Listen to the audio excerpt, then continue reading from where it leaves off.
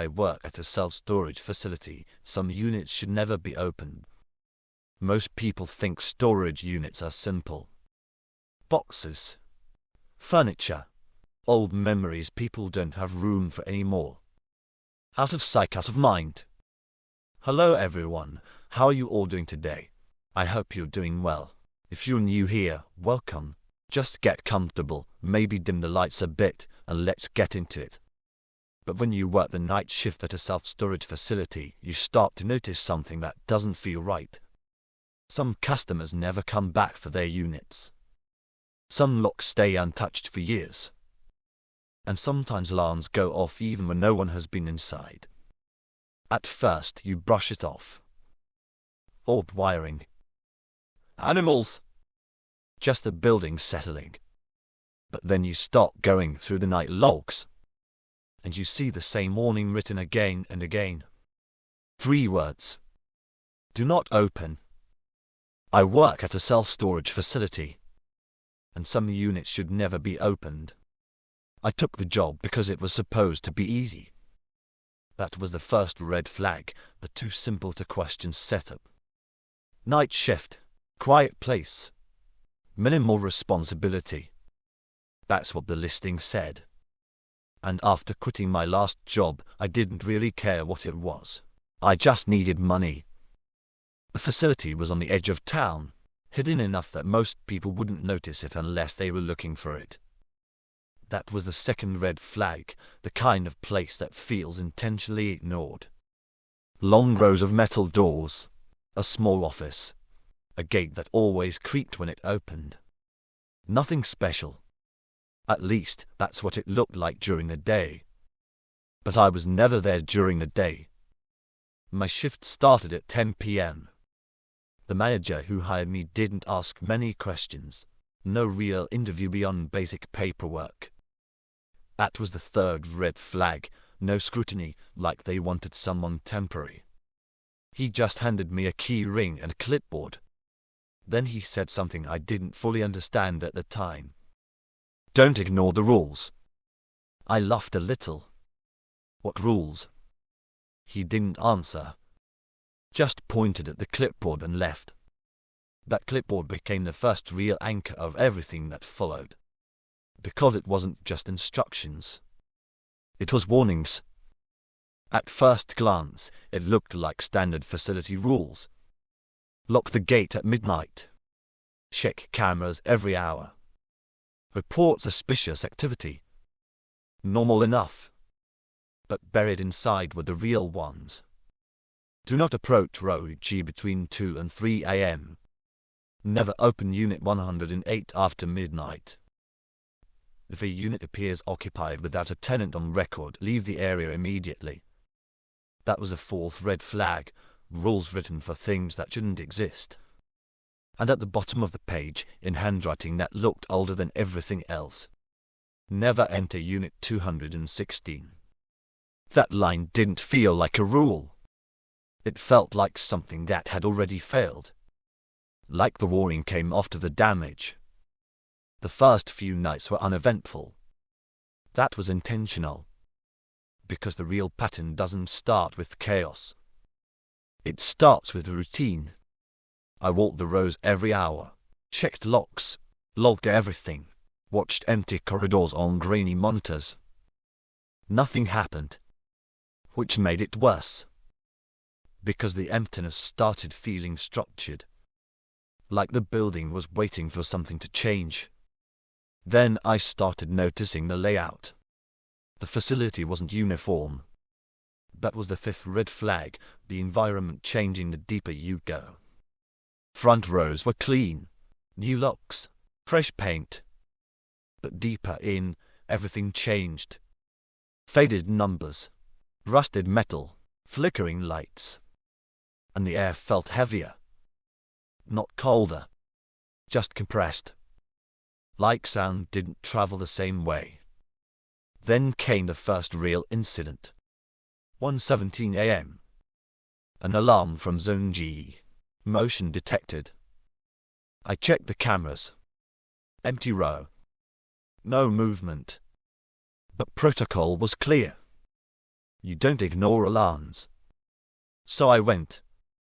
That was the moment things stopped being routine and started becoming something else entirely. That was the moment things stopped being routine and started becoming something else entirely. When I reached Zone G, the air felt wrong in a way I couldn't explain at the time. Not cold, not hot, just absent, like sound itself had been stripped out of the space. The alarm panel above Unit 108 was blinking red, but there was no movement on the camera feed. I checked it twice, then a third time. Still nothing. That should have been the end of it. False alarm, log it, move on. But when I turned toward the unit itself, I noticed something that made my stomach tighten. The lock wasn't locked properly. It wasn't broken either. It looked partially engaged, like someone had closed it without finishing the motion. I reached out without thinking, then stopped. That's when the second rule from the clipboard came back into my head. Never open Unit 108 after midnight. It was 1:19 a.m. 2 minutes past the threshold. I should have left. But instead I did something worse. I listened. And from inside the unit I heard something shift again. Not aggressive. Careful. Like it knew I was outside. I backed away slowly and radioed in the alarm as unresolved mechanical failure. No response came through. That was the first time I noticed the radios didn't work properly on that side of the facility. Static only. I told myself I'd deal with it in the morning. But there wasn't a morning after that. Because the next night, Unit 108 was gone from the system entirely. Not marked, not archived. Just erased. Like it had never existed in the first place. That's when I started checking older logs. Physical ones. Paper records stored in the office cabinet that no one seemed to care about anymore. Most entries were normal. Until I found a pattern.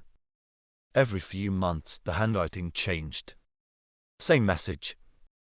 Different hands. Same words. Do not open. And every time that message appeared, a unit number disappeared from the record afterward. Not reassigned. Not brocated. Removed.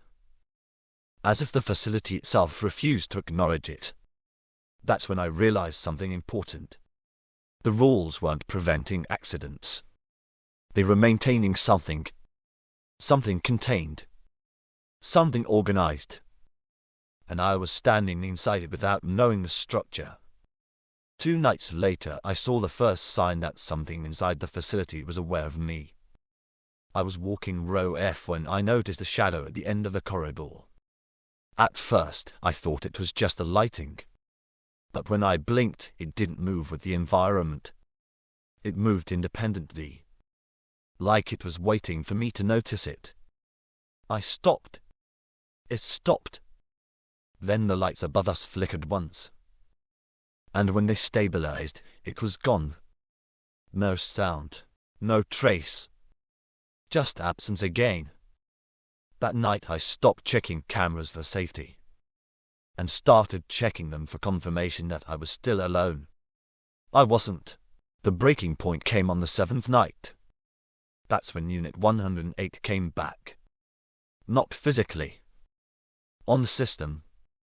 At 2:03 a.m., the terminal in the office refreshed on its own.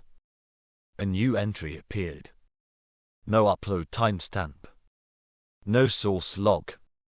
Just a single line. Unit 108, active. I stared at it for almost a full minute before it changed again. Unit 108, occupied. Then, Unit 216, status change pending. That was the first time I felt my body react before my mind caught up. Because Unit 216 had never been on the system before. Not once. Not in any record I had seen. I pulled up the facility map immediately. but instead of loading the usual layout, the screen glitched, then replaced itself. A second map appeared underneath the first one. Alter.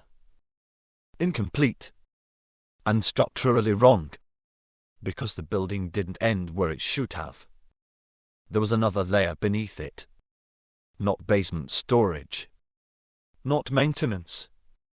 Something else entirely. And there it was. Unit 216. Not located in a row. Not attached to any hallway. Just marked beneath everything else.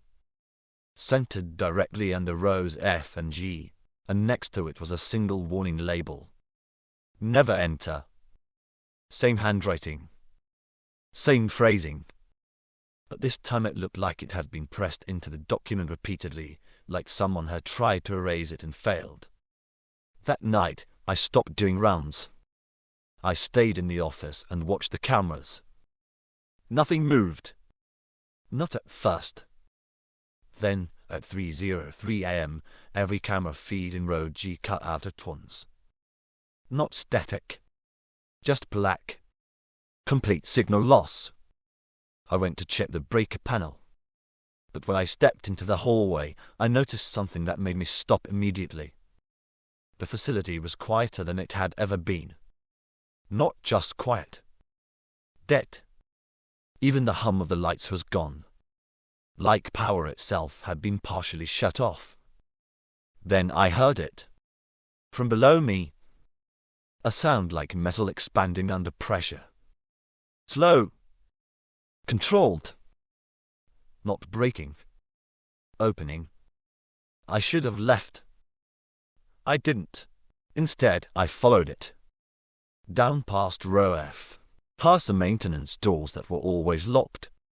Past the section of the building no one ever talked about. And then I found a door. It wasn't labeled like the others. No number. No unit marking. Just a recessed metal slab in the concrete floor with a single handle embedded into it. And above it, scratched into the surface of faded letters. 216. My hands didn't shake until I touched the handle. It was warm. Not slightly. Warm like something had been holding pressure against the other side. I pulled. At first nothing happened. Then the entire floor clicked. Like a lock disengaging across multiple points at once. And the door opened downward. Cold air rose up from below. Not just temperature. Depth. Like I was looking into something that didn't belong under a building. I stepped down. There was no ladder. Just a slope that shouldn't have fit inside the structure of the facility. And the deeper I went, the more the geometry stopped making sense. The walls weren't concrete anymore. They were smooth. Organic. Like something grown instead of built. And the sound changed. I could hear things now. Not voices. Movement. Breathing. Slow, layered, distant. As if the space itself was full. Then I reached the bottom. Unit 216 wasn't a room. It was a corridor. Lol. Endless. Stretching further than the building above could possibly contain. And lined with doors. Not numbered. Not labeled. Just identical metal panels spaced evenly down both sides. And every single one of them had the same message carved into it. Do not open. That's when I realized the truth. The storage facility wasn't a business. It was a boundary system. A containment structure built over something older. Something that didn't stay behind locked doors anymore unless it was distributed. And Unit 216 wasn't one of the containers. It was a control point. The central threshold. The point where containment stopped being physical and started being enforced. And I wasn't supposed to find it. Because as I stood there, the doors along the corridor began reacting. Not opening. Not shaking. Just acknowledging my presence. one by one, like something had been waiting for a confirmation signal. Then I heard footsteps behind me. Slow, measured, familiar. I turned and saw the manager. Except it wasn't him. Not fully. His face was the same, but his expression wasn't. It looked practiced, rehearsed, like he had been standing there for a long time waiting for the moment I would turn around. "You went further than you were assigned," he said. His voice didn't echo, which meant the space wasn't real in the usual sense. "I didn't assign anything," I said. He nodded. "That's what they all say before they reach this far." I asked him what this place was. He didn't answer directly. Instead, he looked down the corridor. At the doors. At the warnings. At the containment structure that extended beyond sight. And said, "We don't store things here. We relocate them." My stomach dropped before I even understood why. Because that meant everything I had seen above wasn't random. The alarms. The shifting units. The disappearing records. It wasn't malfunction. It was distribution. Something inside those units was moving. Not escaping. Not breaking out. Being transferred. And Unit 216 was where it all centralized. Where everything that couldn't stay contained anymore ended up converging. He stepped closer. And for the first time, I noticed something behind him. Not a shadow. A second outline. Standing exactly where his shadow should have been. But not matching him. It moved independently. Watching me. And then it spoke. Not with sound. But through the structure itself. Through the corridor. Through every door at once. "You opened the wrong layer." That was when the lights went out completely. And the doors began to open. Not all at once. Slowly. One by one. And from inside them, something started stepping out. I stood at the top of the stairs for longer than I should have. The emergency lights from above didn't reach all the way down. They just faded into a dull orange glow that made the stairwell look deeper than it should have been. Like it wasn't built to connect floors, but to descend into something else entirely. Every instinct I had told me to turn around. To go back up. Lock the office. Call someone. Quit. Forget the job ever happened. But that wasn't really an option anymore. Because I could still hear it. Not clearly. Not like a voice. More like awareness. Like something at the bottom of that stairwell knew I was standing there, hesitating, and was simply waiting for me to finish deciding. I started going down. One step at a time. The air changed almost immediately. Above ground, the facility always felt dry, sterile, controlled. But the lower I went, the more it felt like the air had weight. Like I was walking through something that had been sealed away for too long and never properly aired out. My flashlight flickered once. Then steadied. Then flickered again. And every time it did, I swear the darkness between the pulses looked slightly different. Like it was adjusting. Like it knew how to stay unseen between light sources. The stairwell ended at a door. No label. No handle on my side. Just a flat metal surface with scratches across it, as if people had tried to claw their way out from the other side. There was a card reader beside it. I didn't have access. At least, I shouldn't have. But when I raised my keycard, the light turned green immediately. That didn't feel like permission. It felt like recognition. The door unlocked before I even touched it. And opened on its own. The corridor beyond wasn't on any blueprint I had seen. Long. Straight. Too straight. like it had been constructed without concern for distance or practicality. Just purpose. The walls were lined with identical doors. No numbers. No labels. Just that same red warning printed directly into the metal. Do not open. My flashlight beam moved along them slowly, and the strange part was none of them reflected light properly. It wasn't like darkness.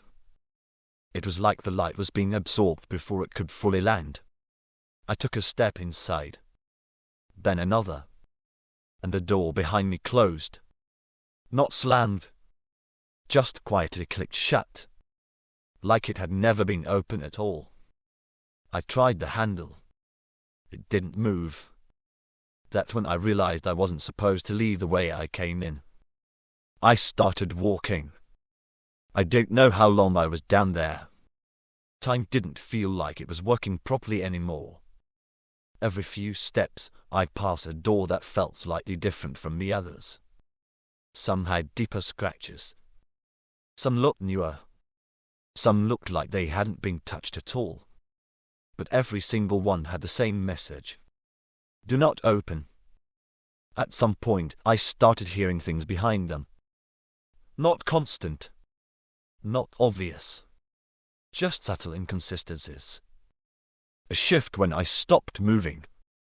A sound that matched my footsteps a half-second too late. Breathing that stopped whenever I stopped listening for it. The corridor wasn't empty. It was synchronized. Then I saw it. A clipboard mounted on the wall. The same kind from the office upstairs. Same paper. Same formatting. But the writing was different. Fresh. Recent. As if someone had been updating it down here long after it was supposed to be impossible for anyone to access this place. The last entry made my stomach drop.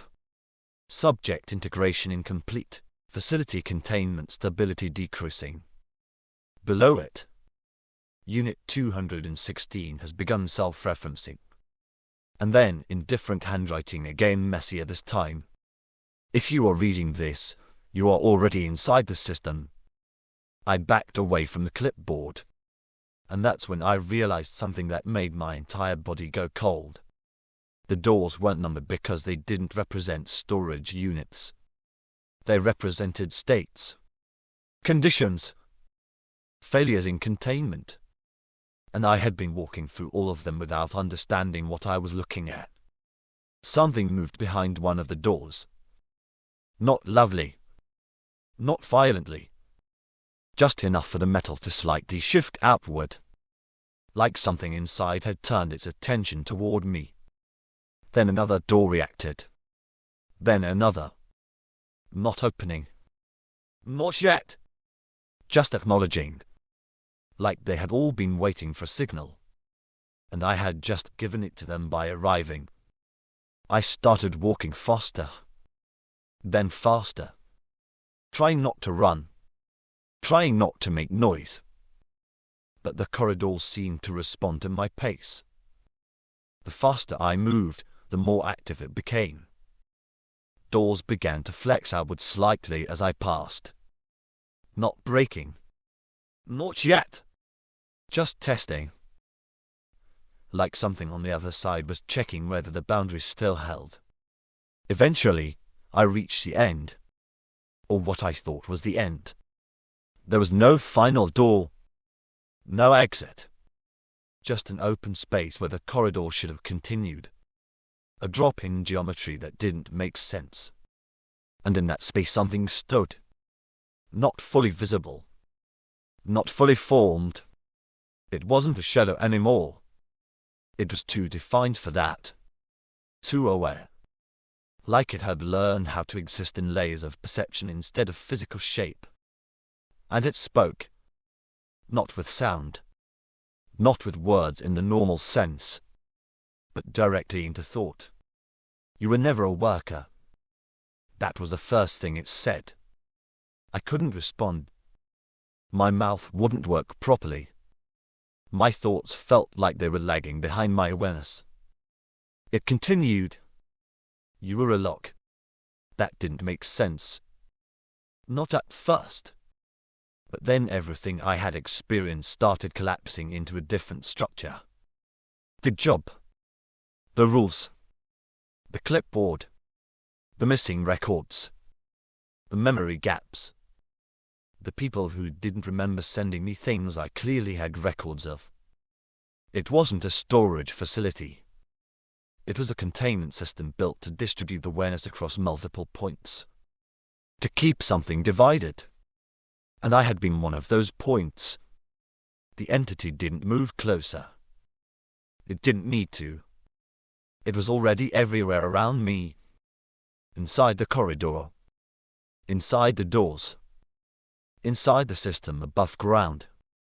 And now that I had reached the core, the separation was fading.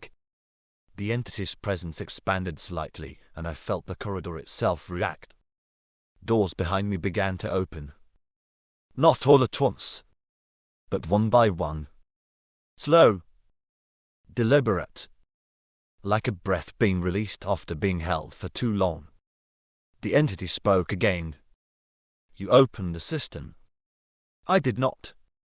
It paused. And for the first time, I felt something that might have been curiosity. You will. That's when I understood. The rules weren't warnings. They were instructions for containment behavior. And breaking them didn't cause the system to fail.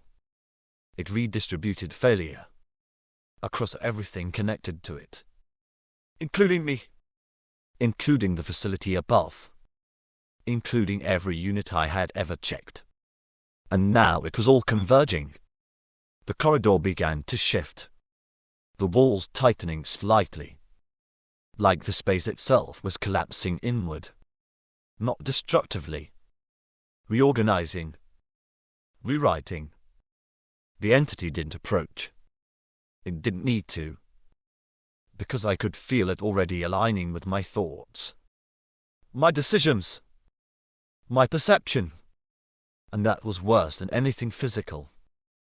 I turned and ran. Back the way I came. Or what I thought was the way I came. But the corridor was no longer stable. Doors were open now. Everywhere. And inside them, I could finally see what had been contained. Not monsters. Not creatures. Not ghosts. Just incomplete versions of something trying to become whole. And I was part of it. By the time I reached the stairwell again, I don't remember climbing. I just remember waking up in the office chair upstairs. The clipboard in front of me. Fresh ink. One new line added at the bottom. In my handwriting. Do not open Unit 216. I haven't gone back. I don't think I can. But sometimes at night, when the facility is quiet enough, I hear the printer turn on by itself. And every time it does, it prints something new. Just one line. Updating the system. Reconfirming status. And last night, it printed something different for the first time. Unit 216 is no longer contained.